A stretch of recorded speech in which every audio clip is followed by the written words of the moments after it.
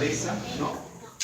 Y fíjense en este segundo párrafo donde dice que el 96% del cuerpo humano pasa, lo constituye el oxígeno, el carbono, el hidrógeno y el nitrógeno. Por eso se llaman organógenos, ¿no? Y estos son los principales constituyentes de todo lo que hemos visto hasta hoy. Sin embargo, hay otro 4% que lo forman 29 elementos, ¿no? Que son elementos también no menos importantes. Cuando uno habla de minerales, uno trata de darle alguna explicación, digamos, útil, ¿no? Y esto resulta útil en la medida que uno recuerda la cantidad que uno necesita y según ese punto de corte, uno puede decir que se llaman macrominerales si se requieren una cantidad mayor a 100 miligramos al día, ¿no? Como son estos cationes, ¿no? O microminerales si se requieren en pequeñas cantidades, ¿no? A veces requieren 5 miligramos, 8 miligramos. En línea general es el punto de corte 100 miligramos para dividir macrominerales y microminerales. Ese es un concepto muy sesgado, muy arbitrario, ¿no? Pero que nos dice de manera didáctica la importancia de la cantidad de minerales. Otro aspecto importante es la biodisponibilidad. No solamente consiste que consumamos un alimento rico en hierro, rico en zinc o rico en calcio, sino la manera como mezclamos los alimentos. Acá surge la importancia de la biodisponibilidad, es decir, referida como la habilidad de un particular mineral para ser absorbido por el cuerpo. Consumo excesivo de minerales puede afectar la absorción de otros, y esto es así. Si yo consumo mucho zinc, puedo interrumpir la absorción del hierro. Si yo consumo mucho hierro, puedo interrumpir la absorción del zinc, o el zinc con el cobre. Entonces, uno tiene que buscar el equilibrio para tratar de que todos los minerales los tengamos en el momento preciso. Generalmente los metales de unos alimentos son precipitados por aniones de otros. Y estos son los antinutrientes conocidos, ¿no? Los quitatos, las taninas, los carbonatos, ¿no? Por las taninas está en el té, ¿no? El té tiene una alta tasa de concentración de taninos o taninas, ¿no? El ácido tánico. El ácido tánico es un quelante, quela calcio, hierro, zinc, ¿no? Por eso es que el té hay que consumirlo en el momento adecuado, no después de los alimentos, ni el café tampoco, ¿no?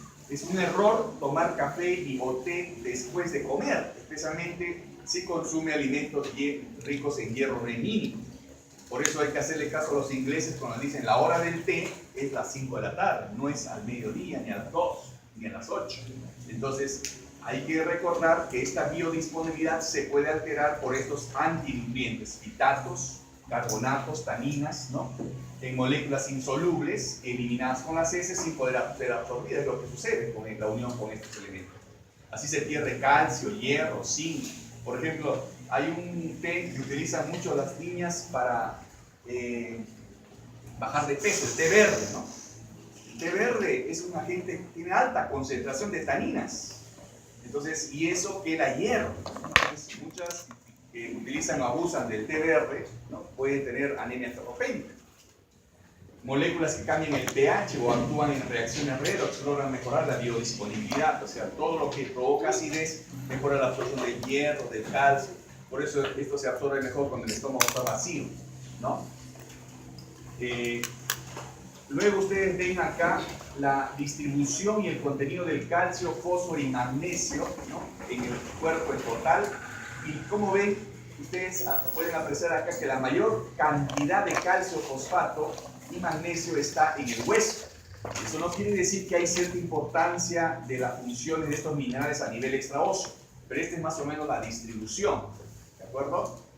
Y estas son las funciones, ¿no? Que tiene el calcio, ¿no? Acá esto es en el aspecto celular, el crecimiento, la división, la estabilización de membranas, la excitabilidad, permeabilidad de la membrana plasmática, transporte de iones, regulación enzimática. Ustedes han visto el calcio como regulador de la actividad enzimática, excitabilidad nerviosa, secreción de hormonas. Vamos a ver también no solamente el selenio, el calcio, el magnesio, también tienen que ver con la secreción de hormonas, secreción exocrina, neurotransmisores, la contracción muscular. Y a nivel extracelular, la mineralización y el hecho de ser un cofactor de los factores de coagulación. Entonces, para eso sirve el calcio, ¿no es cierto? Entonces, y acá vemos cómo es la distribución, ¿no? La ingesta diaria de calcio, fosfato, magnesio, ¿no? Cómo se absorbe y llega al fluido extracelular y ahí se distribuye. Y la distribución va especialmente al tejido óseo, donde el contenido pues, es mayor, el mayor porcentaje de estos minerales, ¿no? La distribución en sangre y su eliminación por el emuntorio renal, ¿no es cierto? Esta es más o menos las cantidades de calcio, fosfato, magnesio que se eliminan en orina. Y también una parte, recuerde que no todo se absorbe. Como vamos a ver, por ejemplo, en el caso del calcio, no todo se absorbe. Rápidamente hay factores que evitan su absorción y uno elimina el calcio. Por ejemplo, cuando uno consume mucho oxalato, el oxalato está en todas las bebidas negras. Por ejemplo, el café tiene oxalato, la Coca-Cola tiene oxalato. Entonces, cuando uno abusa de esos líquidos, ¿no? Puede tener un factor de exceso de oxalato en el tubo intestinal y quelar calcio y aumentar la eliminación de calcio a nivel intestinal. Entonces, el objeto del concepto de biodisponibilidad es para que recuerden que no solamente es importante cuánto uno come, sino cómo uno lo ingiere, cómo mezcla los alimentos para que se favorezca la absorción de los minerales. También es importante recordar el transporte. Recuerden que el calcio es un metabolito que está circulando en sangre, ¿no? Y tiene que circular de manera coordinada, de tal manera que lo hace de esta manera, 50% libre, que es la forma activa, bioactiva o calcio libre o calcio ionizado, y el 50% unida a ciertos componentes, por ejemplo las proteínas, ¿no? O complejos como el bicarbonato, fosfato, calcio.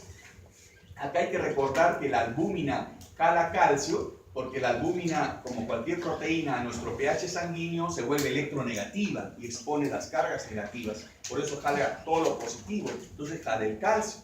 Y esta es una relación que hay que tener en cuenta que está en relación al pH de la sangre. O sea, ¿por qué la albúmina jala casi el 40% del calcio? Porque el pH de 7.35 a 7.45 hace que las cargas negativas jalen ese 40% de calcio a la albúmina. Entonces, si ustedes hacen variar la cantidad de, o mejor dicho, hacen variar el pH de la sangre, eso va a alterar la distribución del calcio en la sangre. Por ejemplo, si ustedes vuelven el medio más alcalino, ¿no? Por X motivo, más alcalino, más cargas negativas tienen las proteínas, más calcio se une a la albúmina. Ya no será 40%, sino será 60-70%. Y solamente 30 o 20% estará en el calcio libre. Por lo tanto, esa persona tiene un calcio sérico total normal, pero la distribución está alterada porque ha cambiado el pH. Entonces, miren, qué importante es recordar cómo el pH influye en la distribución del calcio. Y el ejemplo clásico es cuando uno entra en ansiedad, ¿no? Cuando uno entra en ansiedad comienza a hiperventilar, ¿no? En los casos clásicos de histeria, ¿no? En los casos de histeria, la clásica histeria, ¿cómo es? Hiperventila uno y al hiperventilar provoca alcalosis. Al provocar alcalosis, el calcio ionizado se une más al calcio unido a la albúmina. Baja el calcio ionizado y uno comienza a sentir molestias, mareos, adormecimientos, después desvanecimiento, todo lo que ustedes recordarán cuando una persona siente que se va a desmayar, cuando está nerviosa, es porque está hiperventilando. Entonces, ahí, ¿cómo es la solución? La solución es colocar una bolsa para que no bote el hidrógeno y más bien lo vuelva a inhalar, ¿no? En una bolsa, ¿no? Entonces, de tal manera que no hace alcalosis, no baja el calcio ionizado y no hay signos de hipocalcemia. En otras palabras, puede haber signos de hipocalcemia con calcio sérico total normal por solo el hecho de variar el pH en la sangre. Lo mismo sucede en acidosis, lo contrario. ¿De acuerdo? Miren, qué importante es el pH. Por eso que el equilibrio entre el calcio ionizado y unido a las proteínas depende de quién, del pH en sangre. La alcalosis aumenta el calcio unido a las proteínas y disminuye el calcio ionizado. La acidosis provoca el efecto contrario. ¿Quiénes regulan al calcio? Eso lo vamos a ver en la parte de hormonas, pero acá ustedes saben muy bien que la paratormona cumple un rol muy importante es una hormona hipercalcemiante, la paratormona. El calcitriol, que le hemos visto la semana pasada, que es la forma activa de la vitamina D, ¿no? Que es la 1,25-dihidroxi-D3, ¿no?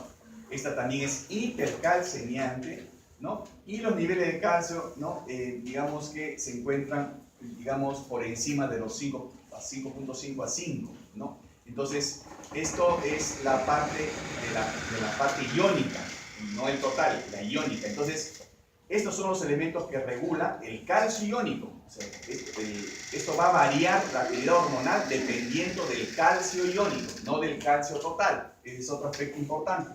Recuerden que el calcio iónico es el calcio metabólicamente activo. Y acá ustedes pueden ver la paratormona, que es la PTH, ¿no? Ustedes saben que se secreta ¿dónde? En el 4 a 6 glandulitas que están detrás de la tiroides, ¿no? Entonces, ¿cuál es la acción? Aumenta el calcio, el magnesio, ¿no? Los niveles de plasmáticos de fósforo bajan. Eso quiere decir que es hipercalcemiante y fosfaturiante. Si ustedes recuerdan solamente ese efecto, van a poder recordar qué pasa en un individuo que tiene hiperparatiroidismo o qué pasa en un individuo que tiene hipoparatiroidismo, ¿no es cierto? Entonces, cuando se compromete la secreción de PTH, siempre hay una relación inversa entre los dos. Si ustedes tienen un paciente que tiene hipocalcemia y fosfato elevado, eso tiene relación con la paratormona. O si tienen un paciente con hipercalcemia y fosfato bajo, eso tiene relación con la PTH. Pero si tienen un paciente con calcio normal y fósforo bajo, eso no tiene relación con la PTH, porque la PTH influye siempre en la relación inversa, ¿de acuerdo? El hiperparatiroidismo produce hipercalcemia y bajos niveles de fósforo. ¿Por qué? Porque se exacerba toda la acción normal que tiene la paratormona. ¿Y esto debido a qué? A que aumenta el número y la actividad de los osteoclastos, aumenta la absorción renal de calcio, ¿no? Y aumenta la secreción renal de potasio y favorece la formación de calcitriol. Recuerden que la PTH activa a la 1-alfa-hidroxilasa. Recuerden, a la 1-alfa-hidroxilasa. Y por eso es que interviene en la síntesis de calcitriol. El control de la secreción, ¿cómo es? Es un sistema de retroalimentación horizontal, ¿no es cierto? Es decir, el calcio baja, la PTH sube. El calcio sube, la PTH baja. Eso es retroalimentación. Y es un sistema de retroalimentación negativo, porque es inverso. Cuando es positivo es el estímulo sube y sube la hormona o la sustancia. Esa es retroalimentación positiva. Pero negativo es lo inverso. Este es un tipo de retroalimentación negativa, ¿no? Con los niveles de calcio iónico. Niveles de calcio iónico. ¿De acuerdo? Bien. Acá está el calcitriol, formado en el riñón. Es un compuesto esteroideo, ¿no? Formado a partir de la vitamina